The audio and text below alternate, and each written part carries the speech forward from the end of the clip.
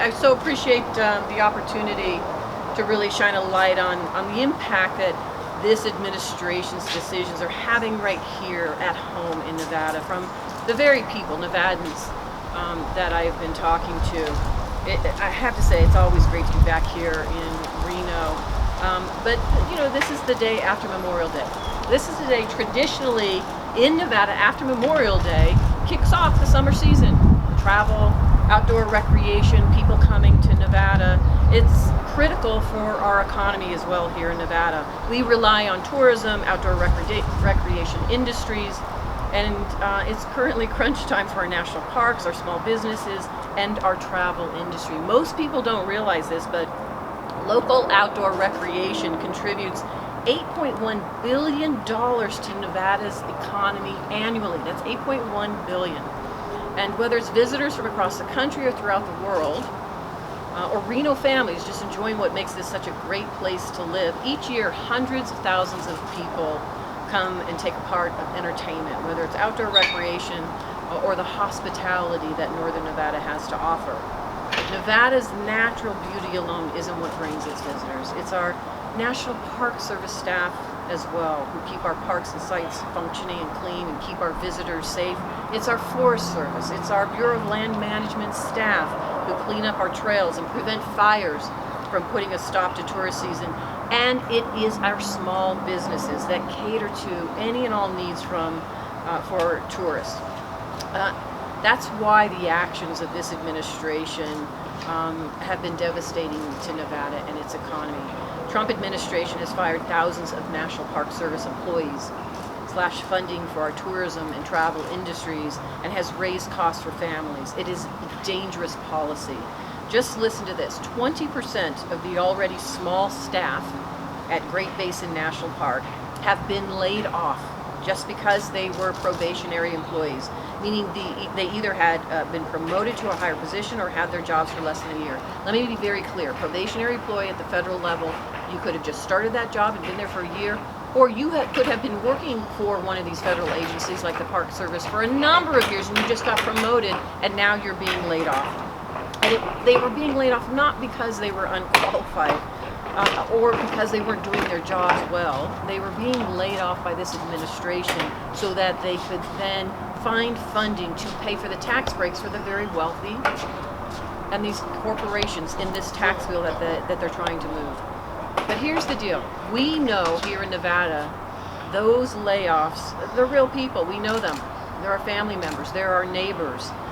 They have been working hard in our community, leading tours. They maintain facilities. They take care of the small things that the rest of us don't even notice. And without these staffers acting as stewards of our parks, services could shut down, visitors could be detoured, and our tourism industry right here in Nevada would take a serious hit. This would have a devastating impact on the businesses in the surrounding area, like the ones owned by Leah and Liz that you're going to hear from. Nevada business owners are with us today. I cannot tell you how many business owners I have talked to that have been devastated by the impacts of this administration and their policies in a negative way. People also don't know unless you live here. Reno really is truly the gateway to the rest of Nevada. What happens here in some of our wonderful parks starts right here in Nevada.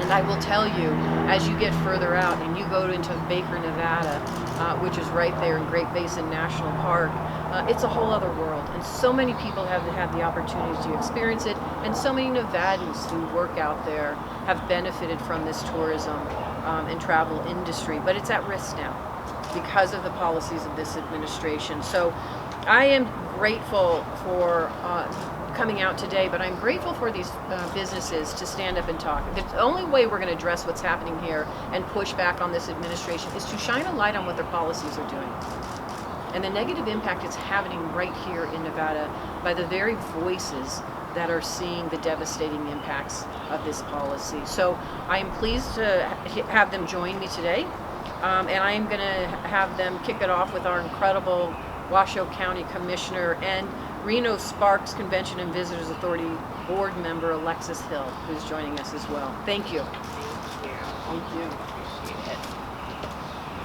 Good afternoon. As the Senator said, I am the chair of the Washoe County Board of County Commissioners, and I have the honor of representing Washoe County on the Reno Sparks Convention and Visitors Bureau, and I also represent the national treasure that is Lake Tahoe on the Nevada side of the lake.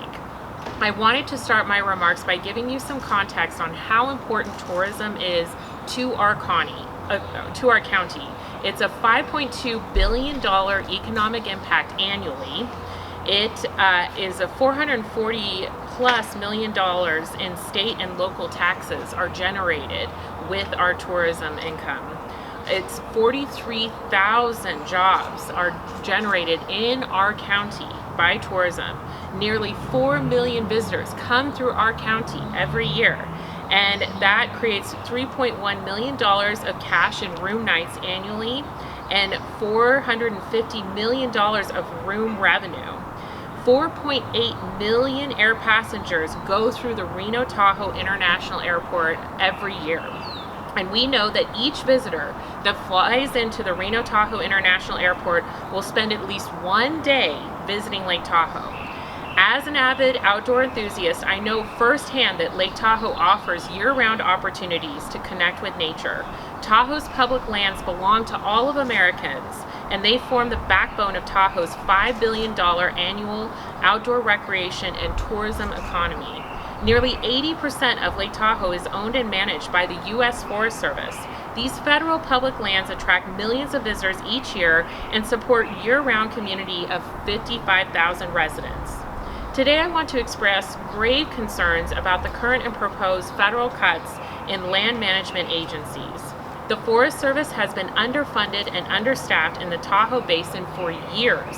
Now additional cuts from executive branch threaten to further undermine the protection and management of some of Lake Tahoe's most iconic recreation sites. These cuts don't just endanger our environment, they put our economy and workforce at risk. Reducing funding means fewer resources for forest management, trail maintenance, lake clarity research, and wildfire protection. For example, according to the public reporting, at least 16 AmeriCorps members in the Lake Tahoe Basin were terminated overnight in April. These AmeriCorps positions are critical to supporting environmental and outdoor recreation projects in Lake Tahoe. Without adequate federal support, we are losing businesses, jobs, and the unique experience that draws people from around the world to Lake Tahoe. But there's a better way to do this, and we've proven it. In 2020, Lake Tahoe launched the Destination Stewardship Plan, a shared vision for responsible outdoor recreation and tourism. It was developed with over 3,000 residents, visitors, and businesses, and implemented through the Lake Tahoe Stewardship Council. This award-winning plan brings together more than 20 regional partners to protect our environment and support our local economy, and it's working. After the July 4th weekend in 2025, we saw a 97% decrease of litter in our public beaches as compared to 2024. This was a success directly resulted from our strategic investments in parking management, trash infrastructure, and restrooms made by the Forest Service, nonprofit, and our private partners. Now it's the time for the federal land agencies. Now is not the time for our federal land agencies to pull back. We need the federal government to lean into its responsibility to protect these public lands through legislations like the Explore Act, which was signed into law in January of this year. Continued federal investment ensures Lake Tahoe remains accessible to American families and sustainable for generations to come. Lake Tahoe is a model of how we can manage public lands effectively, efficiently, and collaboratively. Let's keep moving this forward together. And now I will introduce Leah Zint from the Gear Hut.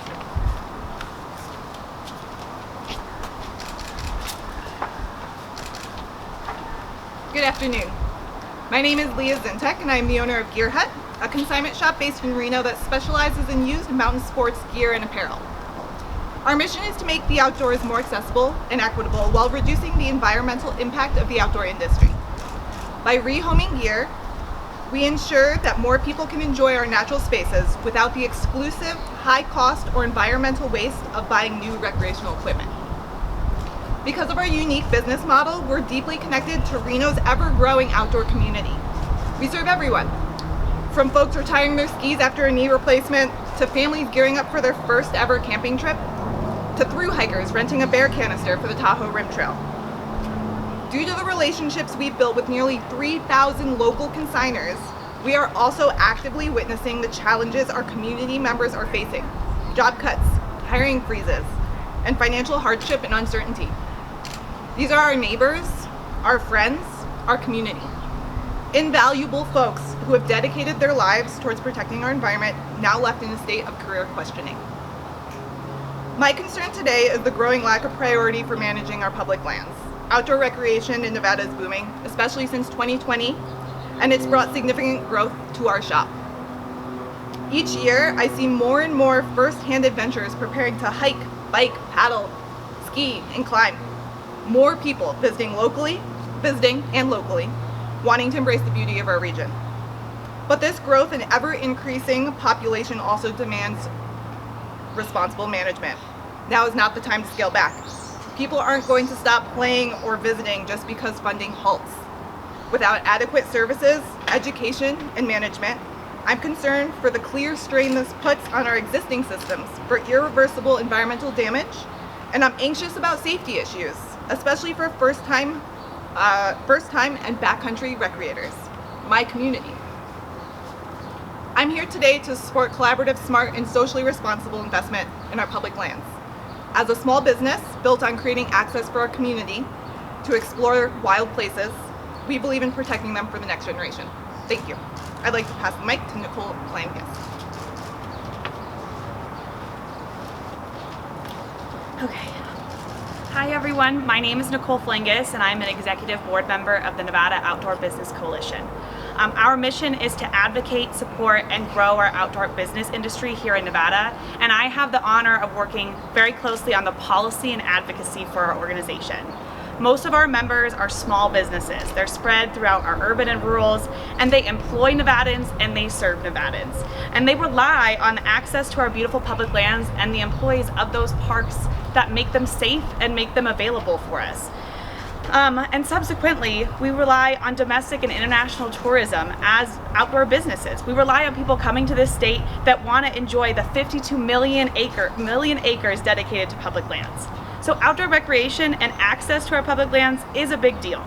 And there's been policy from Washington that's been really concerning, the first of which being tariffs.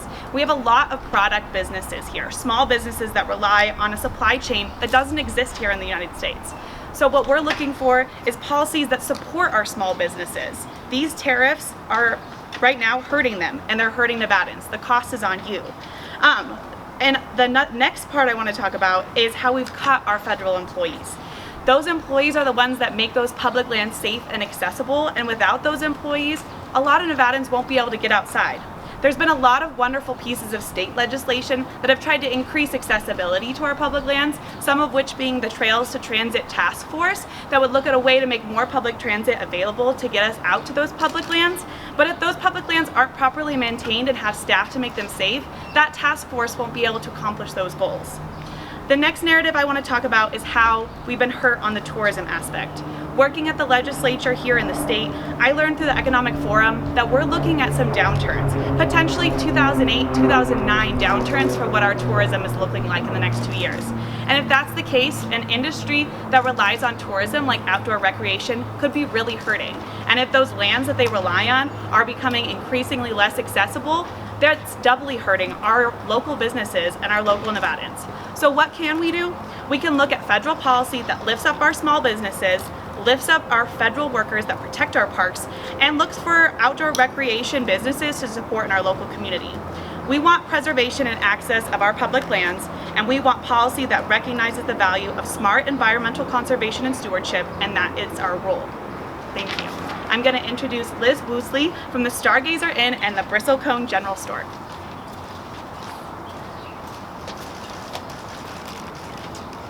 Good afternoon. I am Liz Wolsey, the owner and Chief Enthusiasm Officer of the Stargazer Inn and Bristlecone General Store in Baker, Nevada.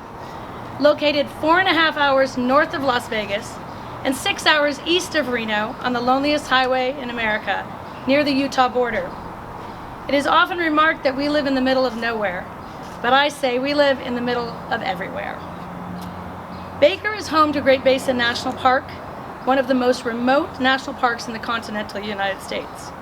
We are a small but mighty community of 100 residents, and we welcome 150,000 visitors annually. People from around the globe come to explore the bristlecone pines, the oldest trees on our planet. They take a tour of Lehman Caves, the longest and oldest caves in Nevada. They hike Wheeler Peak, the tallest mountain in the park at 13,061 feet. And they experience the awe and wonder of our dark, starry skies. Seeing the Milky Way for the first time is life-changing. The Bristlecone General Store is a local hotspot and supplies travelers with groceries, camping gear, maps, good books, local art, Nevada roasted coffee, and great conversation.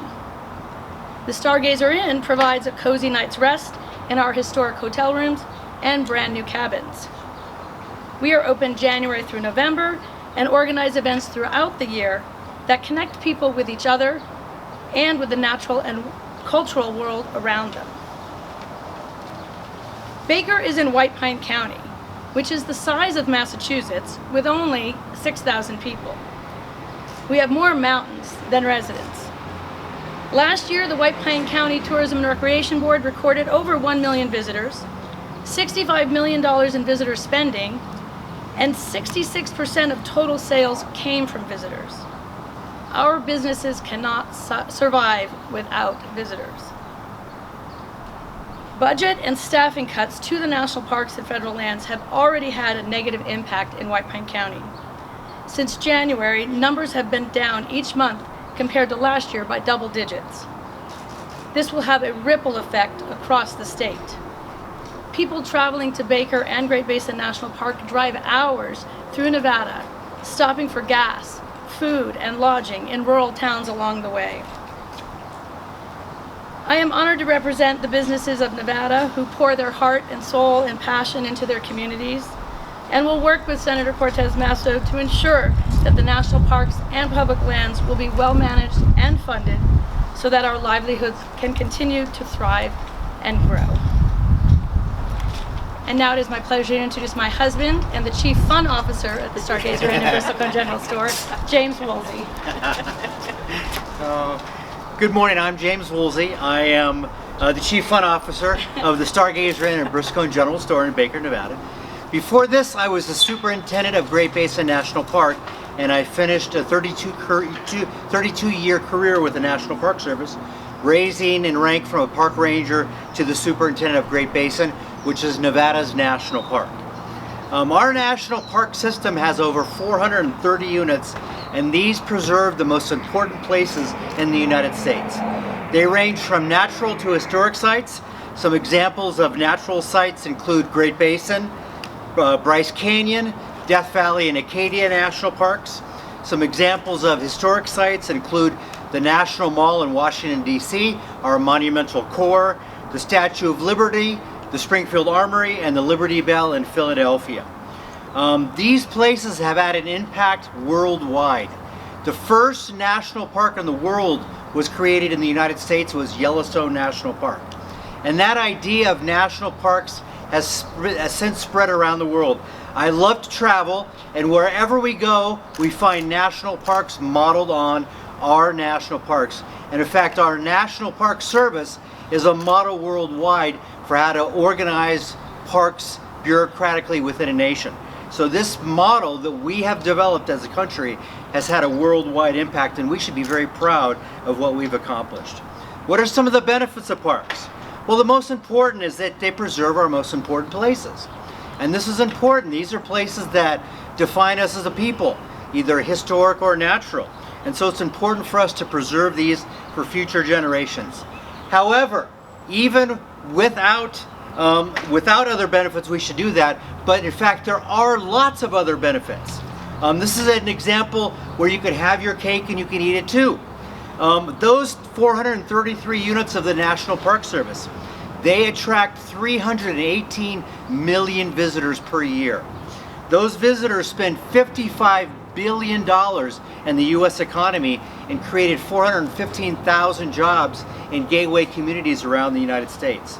That includes $19 billion in direct wages to American workers. In Great Basin National Park alone, $15 million is spent in the local community, and that park supports 150 jobs in the local area, which is a big deal for White Pine County.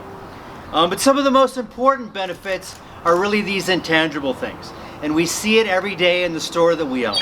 People love their parks. We have people coming in all the time, kids who have never camped before. They go to Great Basin, they go camp in the campgrounds, and they're hooked for life on the outdoors. We recently had a couple that came in, and they're on a quest to visit 50 parks for their 50th anniversary. We have people who want to visit every national park in the country, and so they come by Great Basin National Park to check their passport book. There are people who want to experience the oldest trees in the world, which are located at Great Basin National Park. Protecting and preserving our national parks is really something that should be a core value of all of us as Americans, and it's really a debt to future generations. And I think with that, I hand it back to you. Thank you. Well done. Thank you, all of you. Thank you so much. We'll open up for questions on this subject if anybody has any.